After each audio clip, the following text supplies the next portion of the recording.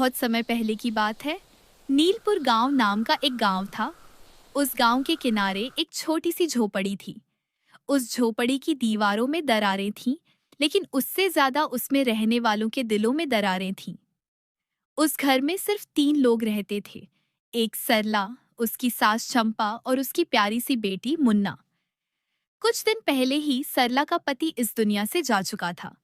घर का चूल्हा जलता रहे, इसीलिए सरला गांव के एक सेठ के यहाँ काम करती थी। सरला का सेठ बहुत अमीर था, लेकिन दिल का बहुत कंजूस था और उसके काले कारनामे पूरा गांव जानता था। एक सुबह सरला काम के लिए घर से निकलती है। घर की जिम्मेदारियों और मुन्ना को सुलाने के चक्कर में वह थोड़ी लेट हो गई थी।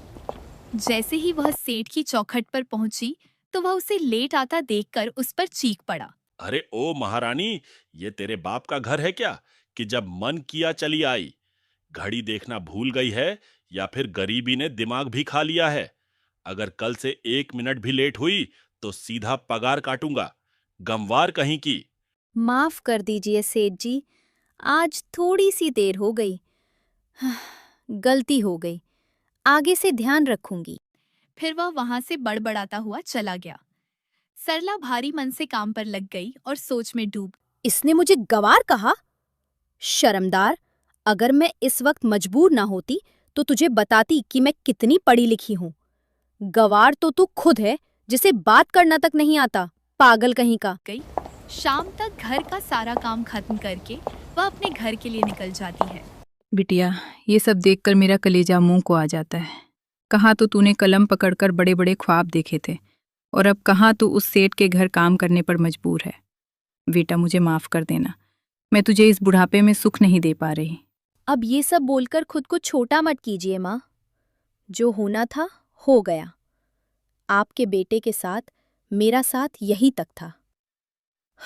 उनके जाने के दुख के सामने ये छोटे मोटे दुख बहुत थोड़े हैं। और अगर ये झाड़ू पोछा मेरी बेटी की जिंदगी संवार दे तो मैं क्यों ना करूं। सरला ने लंबी सांस ली और अपनी सोती हुई बेटी को देखा। चंपा ने अपने पास रखे कुछ पैसे सरला को दिए। अगली सुबह होती है। सरला अपनी बेटी मुन्ना को लेकर बाजार की तरफ निकल पड़ती है। मुन्ना के चेहरे पर एक अलग ही खुशी थी। आखिर वह इतने दिनों बाद बाजार आई थी। बाजार के रास्ते में ही एक चमकता दमकता नूडल्स का ढाबा था। नूडल्स का ढाबा देखकर मुन्ना का उसे खाने का दिल करने लगा और उसने अपनी अम्मी को रोका और कहा, माँ देखो, इस मैगी के ढाबे से कितनी अच्छी खुशबू आ रही है। माँ, मुझे मैगी लेकर दो प्लीज, मेरा बहुत मन हो रहा है मैगी खाने का। ठीक है मेरी बच्ची, आज तेरा दिन है। तू जो बोलेगी आज मैं तुझे दिलाऊंगी। चलो चलते हैं। सरला मुन्ना को लेकर ढाबे पर पहुंची। वहां एक घमंडी किस्म का आदमी था, लेकिन सरला ने बहुत अच्छे अंदाज में उससे बात की। भाई साहब, मेरी बेटी को मैगी खानी है, जल्दी से 1 प्लेट मैगी लगा दीजिए। है बहन, जो आगे बढ़ो, यहाँ गरीबों के लिए कुछ नहीं है। इस ढाबे का जो मालिक है उसने साफ कह रखा है, यहाँ गरीबों को कोई सेवा नहीं दी जाएगी। भैया, मैं भीख नहीं मांग रही हूँ, मैं इसके पैसे दूंगी। आप पैसे ले लीजिए और मेरी बेटी को मैगी दे दीजिए। यहाँ सिर्फ पैसे नहीं देखे जाते, स्टेटस भी देखा जाता है। अगर मैंने तुम्हें यहाँ बिठाकर खिलाया और मेरे किसी अमीर ग्राहक ने देख लिया तो मेरी नौकरी भी जा सकती है। भैया, मेरी बेटी का सपना है। आज पहली बार मैं इसे बाहर लेकर आई हूँ और पहली बार इसने मुझसे कुछ मांगा है।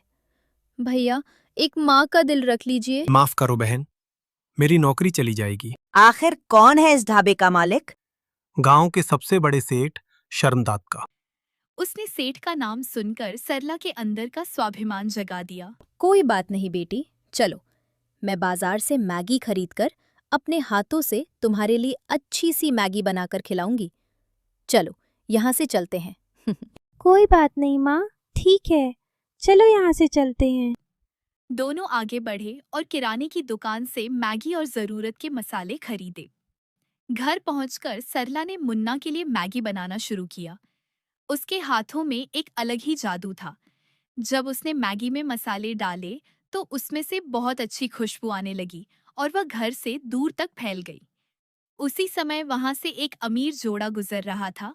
जब उन्होंने वह खुशबू सूंघी तो वे वहीं रुक गए और सरला के घर के दरवाजे के सामने आकर रुके। कोई है घर में जी? कोई है क्या? जी बोलिए, कौन है आप लोग? अरे बहन, हम शहर से आ रहे थे और बाजार जा रहे थे। आपके घर से कुछ पकने की बहुत अच्छी खुशबू आ रही थी, तो हमारे कदम यहीं रुक गए। क्या आप बता सकती हैं कि आप क्या बना रही हैं? अरे कुछ खास नहीं, बेटी के लिए मैगी बनाई है। अगर आप लोगों ने खानी है तो आ जाइए। बिल्कुल बिल्कुल, क्यों नहीं। दोनों अंदर आ गए। सरला ने उन्हें अदब से अपने घर में बैठाया और मैगी परोसी। जैसे ही उन्होंने पहला निवाला खाया तो दोनों की आंखें फटी की फटी रह गई। अद्भुत। मैंने बहुत बड़ी बड़ी जगहों पर खाया है, लेकिन ऐसा स्वाद कहीं नहीं आया। बहुत ही लाजवाब है। बहन, तुम्हारे हाथों में तो जादू है। बातों बातों में उन्होंने सरला से पूछा कि वो क्या करती है। मैं इस गांव के एक सेठ के यहाँ काम करती हूँ। सुबह सुबह जाती हूँ और शाम तक वापस आती हूँ। तो सुनो सरला, कल तुम उस सेठ के घर नहीं जाना। हम सुबह सुबह यहां आएंगे तुम्हारे लिए बहुत बड़ा सरप्राइज लेकर। इतना बोलकर वे दोनों वहां से चले गए। फिर सरला ने अपनी बेटी और सास को भी मैगी दी। वे मैगी खाकर बहुत खुश हो गईं।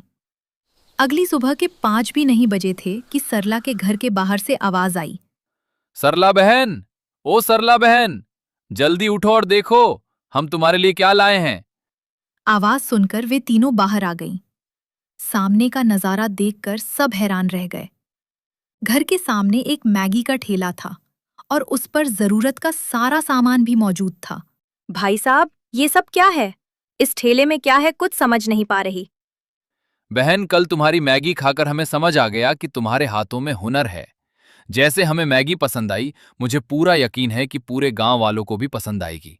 आपने मुझे उस सेठ की नौकरी से आजाद कर दिया। मैं आपका ये एहसान कभी नहीं चुका पाऊंगी। अब मुझे मौका मिला है कि एक गरीब के हाथों में भी कितना स्वाद होता है। बस तुम हार मत मानो। बेटा, मैं तुम्हारा बहुत शुक्रिया अदा करती हूँ। तुमने तो हमारे लिए बहुत कुछ कर दिया, वो भी बिना जान पहचान के। मेरी दुआ है कि तुम हमेशा खुश रहो और आबाद रहो। बस आपकी ये दुआएं ही काफी हैं। चलो अब हम चलते हैं। सरला की आंखों में खुशी के आंसू झलक आए। दोनों मुस्कुराते हुए वहां से चले गए। सरला ने नए जज्बे के साथ मैगी बनाई और गांव के चौक पर अपना ठेला लगा लिया। अभी ठेला लगा ही था कि उसकी खुशबू पूरे गांव में फैल गई। ज्यादातर गांव के लोग गरीब थे, जिसकी वजह से वे कभी भी सेठ के ढाबे पर मैगी खाने नहीं जाते थे। उसी वक्त खुशबू का पीछा करते हुए कुछ ग्राहक वहां आ गए। अरे सरला बहन, तुम यहाँ? और ये क्या है जिसकी खुशबू पूरे गांव में फैली हुई है? भाई साहब, ये वही मैगी है जो बड़े बड़े होटलों में मिलती है। बस फर्क इतना है कि वहाँ 50 रुपए की मिलती है और यहाँ सिर्फ 10 रुपए की। क्या बात कर रही हो? हम तो इसे हमेशा से ही खाना चाहते थे, लेकिन उस सेठ की वजह से कभी खा नहीं पाए। चलो एक एक प्लेट लगा दो, हम भी देखें कि ये मैगी आखिर होती क्या है। सरला ने उनके लिए 2 प्लेट मैगी लगाईं। जैसे ही उन्होंने मैगी खाई, उनके चेहरे खिल उठे। वाह सरला, क्या मैगी बनाई है! इसका स्वाद ऐसा है कि रूह खुश हो जाए। सच में सरला, एक एक प्लेट और लगाओ। जितनी इसकी खुशबू अच्छी है, उससे भी ज्यादा मजेदार इसका स्वाद है। सरला ने मुस्कुराते हुए एक एक प्लेट और लगाई। अब सरला को समझ आ गया था कि उसके मुश्किल के दिन खत्म होने वाले हैं और उसके हाथ का जादू पूरे गांव में छाने वाला है। देखते ही देखते ठेले पर भीड़ जमा हो गई और सारी मैगी खत्म हो गई। फिर वो घर लौट गई। अगली सुबह वो फिर मैगी बनाकर उसी जगह आ जाती है। उसी समय 2 रईस आदमी वहां आते हैं। आइए आइए भाई साहब, सिर्फ 10 रुपए की गर्मा गर्म मैगी तैयार है। सिर्फ 10 रुपए? खुशबू तो बहुत अच्छी आ रही है। चलो एक एक प्लेट लगा दो। सरला ने उनके लिए 2 प्लेट मैगी लगाई। जैसे ही उन्होंने मैगी खाई, उनके चेहरे खिल उठे। अद्भुत, ये तो बहुत मजेदार है। ऐसा स्वाद मैंने कहीं नहीं चखा। ये लो, ये तुम्हारा इनाम। माफ कीजिएगा, लेकिन मैं सिर्फ अपनी मेहनत की कमाई लेती हूँ। सरला की ईमानदारी देखकर वे दोनों खुश हो जाते हैं और सीधे सेठ के ढाबे पर जाते हैं। अरे आओ और हमारे यहाँ गर्मा गर्म मैगी खाओ। रहने दो सेठ, अब तुम्हारी मैगी में वो दम ही नहीं रहा। तुम्हारे कारीगरों में वो हुनर ही नहीं है। गांव के चौक पर एक महिला ने ठेला लगाया है। हम वहीं से खाकर आ रहे हैं। तुम्हारी 50 रुपए वाली मैगी उसके 10 रुपए वाली मैगी के सामने बिल्कुल फीकी। ये क्या बोल रही है? उसकी हिम्मत कैसे हुई ठेला लगाने की? अभी जाकर देखता हूं उसे। इस बात से सेठ को बहुत गुस्सा आता है और वो सीधा सरला के ठेले की तरफ जाता है। सेठ का गुस्सा 7वें आसमान पर था। अरे सरला, तुम तो झाड़ू पोंछा छोड़कर अब ये करने लगी? मैं चलने नहीं दूंगा। सेठ जी, दुकान छोटी है लेकिन मेरी अपनी है। मैं मेहनत की रोटी कमा रही हूं। अभी तो शुरुआत है, आगे देखिए होता क्या है। वो उसे धमकाने लगा। तभी पीछे से आवाज आई। पहचाना मुझे? मैं तुम्हारे यहां काम करने वाले हरिया का बेटा हूं। आज मैं कलेक्टर बनकर आया हूं। अरे कैलकुलेटर बाबू, आप? माफ कर दो। माफी मुझसे नहीं, सरला से मांग और दफा हो जाए यहां से। बॉस, सेठ ने सरला से माफी मांगी और वहां से चला गया।